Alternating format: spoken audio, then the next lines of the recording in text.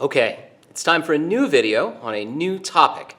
Today we're going to be exploring deceptions and disengages. But first, we need to take a look at two more new pieces of footwork, the advance and retreat. Let's take a look at that first.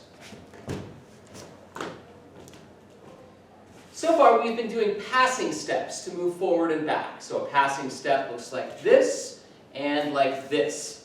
Now, those are pretty big movements that take up a lot of space. If we only need to travel a small amount of space in order to deliver an attack or to evade an attack, we can use the advance and the retreat. Here's what an advance looks like. And again, and from a different angle. Here's an advance. Here's an advance. And this is a retreat. Retreat, advance, advance, advance, advance, retreat, retreat. So here's what I'm doing. The direction that I am moving in determines which foot moves first. So if I am moving forward, doing an advance, my front foot is going to move first. It's simply going to move 1 foot length forward, then I'm going to pick up my rear foot and replace it back into an en-garde position. So it's a two-step process. Step, step, step, step. And in reverse, my rear foot is going to move first. I'm going to take 1 foot length backwards and then pick up and replace my front foot back into an en-garde position. And again, it's a two-step process. Step, step, step, step. What I do not want to do is move the opposite foot first. I don't want to try and step like this and then step like this. That will make me top heavy. It will help me. It'll lead to me losing my balance. I don't have a good connection to the ground right here. I could very easily topple over. So I want to stay wide and deep in my en-garde position, and I step with the foot that's moving in the right direction first. Rear, I'm moving my rear foot first. Front, I'm moving my front foot first. I'm also not hopping. I'm not bouncing up and down. I'm not moving front and back. My upper body is staying nice and silent. I'm moving from my center, just like with a passing step. So, looks like this. Advance, advance, retreat, retreat. I'm not going, jumping, leaping. I'm not doing any of that. Just advances and retreats. So practice that for a moment, and then we are going to add in deceptions and disengages. Okay, so disengages are what happens when you enact a thrust attack, you are parried, and then you move the tip of your blade around their sword into another open line of attack so that you can resume your attack. That is called a disengage because you are literally taking the blade away from their sword, disengaging it from their sword to move around it.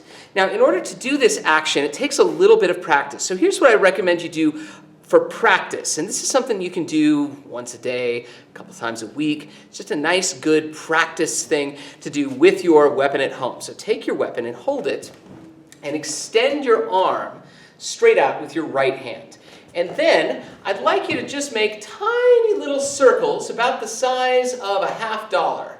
So a small little coin, clockwise. You can do it 20 times clockwise, and then you can do it 20 times counterclockwise. And then, once you've done that, make the circle a little bit bigger. Make it the size of a teacup. Or a tea saucer? Saucer, yeah. It's a saucer or a teacup, a little bit bigger.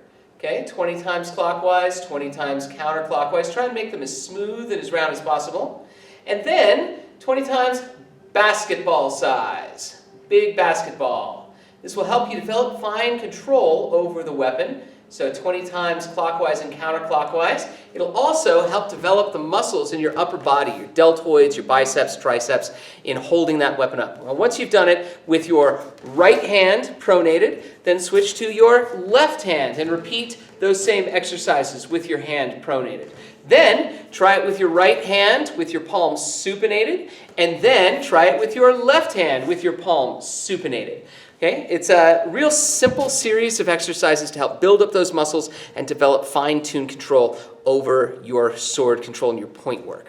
Because really what we want to do is we just want to move that tip of that blade just a little bit. right around the hilt of the weapon. So that if I parry, and I have their blade engaged here, it's just going to tip, it's just going to go right underneath it and then back to an open line of attack.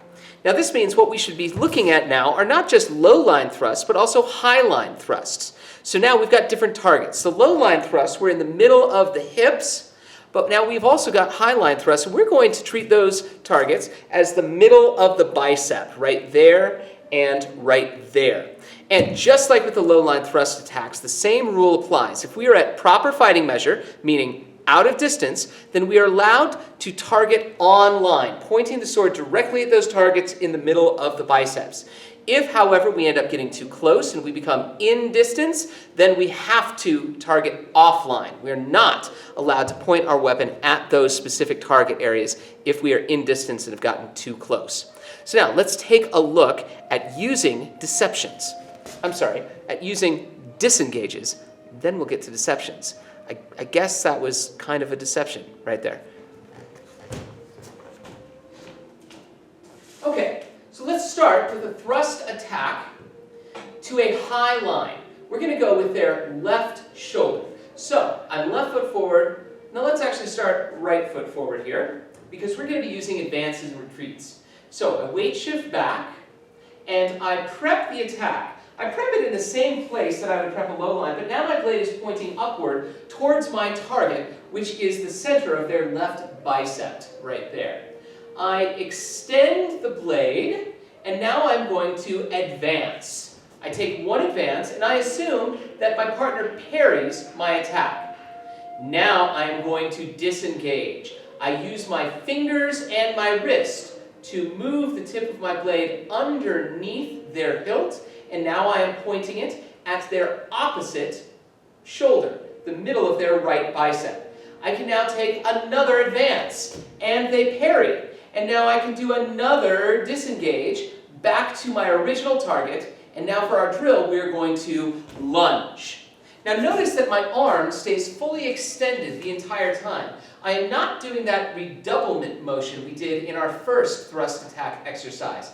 Instead, I am just moving the tip of my blade from line to line underneath my partner's hilt. And I'm doing it after I take that advanced step, and I'm doing it after they parry. Okay, so once again, here's the whole sequence. I start right foot forward. I prep the attack, pointing my blade at their left bicep. I extend. Neither one of us have moved yet. Now my partner is going to start to retreat, and I will advance with them, and my partner parries, engaging my blade. I now disengage, threatening an open line. My partner begins to retreat. I advance. They parry me again. I disengage a second time back to my original line of attack, and now I lunge. So that is the exercise that I would like you to do. Now, I also mentioned the word deception. And there's actually very little difference between a disengage and a deception. A deception simply happens before the parry. So if I threaten a line of attack, we move our bodies, and then as my partner begins to parry, I perform that same disengage motion, moving my blade around from where it would be parried to an open line.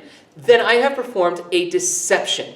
So really, the difference is just in timing. The deception happens before the parry. The disengage happens after the parry. And here's the good news. If you are choreographed to do a deception in a fight, and you're too late, and they accidentally parry you, that's okay. It just becomes a disengage instead of a deception. The only thing that the audience will notice is that they don't hear the clink or ting sound of the parry. And that might not be a bad thing. But it is good to throw in some deceptions and some disengages to give a little bit of variety into a fight. Now, without having a partner here parrying you, it would be very, very difficult to be able to show the difference between a disengage and a deception. So we're really just talking about it, and I would like you to simply perform that exercise that I just showed you. So, right foot forward, or you can do this with your left foot forward if your left hand is your dominant hand. You're going to prep the attack, extend it towards that same side, that bicep, advance, you are parried, disengage to the open line, advance again, you're parried again, disengage again, and then lunge. And that's the end of the exercise. That's all there is to it. Best wishes.